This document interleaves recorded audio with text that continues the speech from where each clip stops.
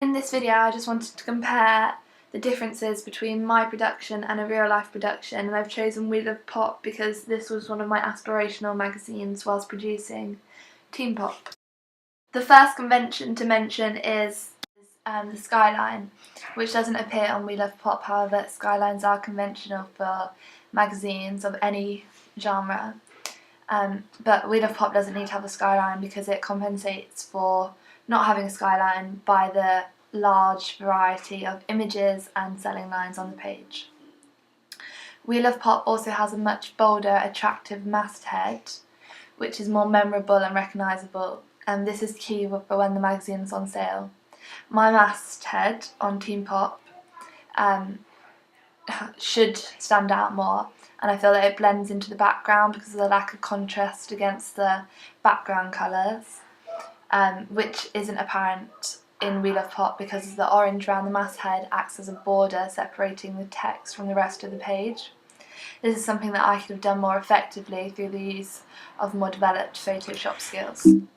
In Teen Pop I have a selling line beneath the masthead, as it's conventional for a magazine of any type, but especially in music to have like a slogan beneath the masthead kind of tells the readers what the magazine's about. I think I've done this quite effectively. However, if the masthead was more bolder, the selling line would be more effective. In Pop, there's a large variety of selling lines used amongst the page, making the magazine appear to have more content. And although my magazine, Teen Pop, would have the same amount of content, it doesn't look like it does because there's space on the magazine front and it has like a less full appearance. There are a number of things which I would do differently if I were to redo my production, the first of which being the amount of content on the page, because I feel like Teen Pop lacks the content which We Love Pop has present on the cover page and in the contents page.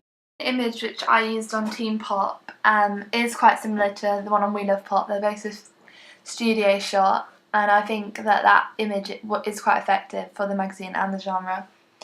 And this is something that I think was quite successful throughout the magazine, the pictures taken for the front cover, especially the two in the bottom hand corner on the left and in the right hand corner, because both images are directly addressing the audience, as is seen on the cover of We Love Pop.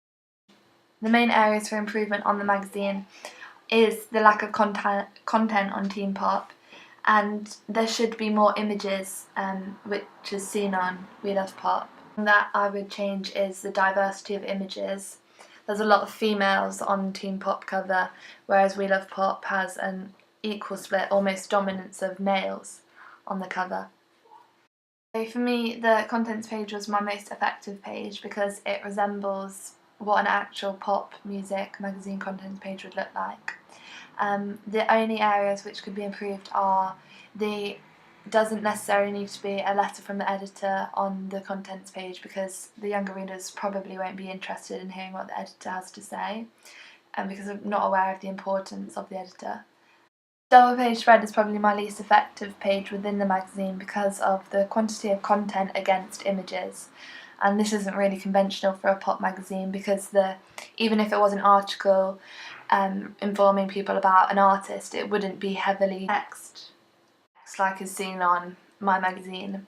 I also think there should have been more images involved, and differently about my magazine is the layout of the content on the front page and on the double page spread. I think the images are quite effective, however some of the images weren't planned enough, like the one before you on the double page spread and the images on the left hand side of the front cover.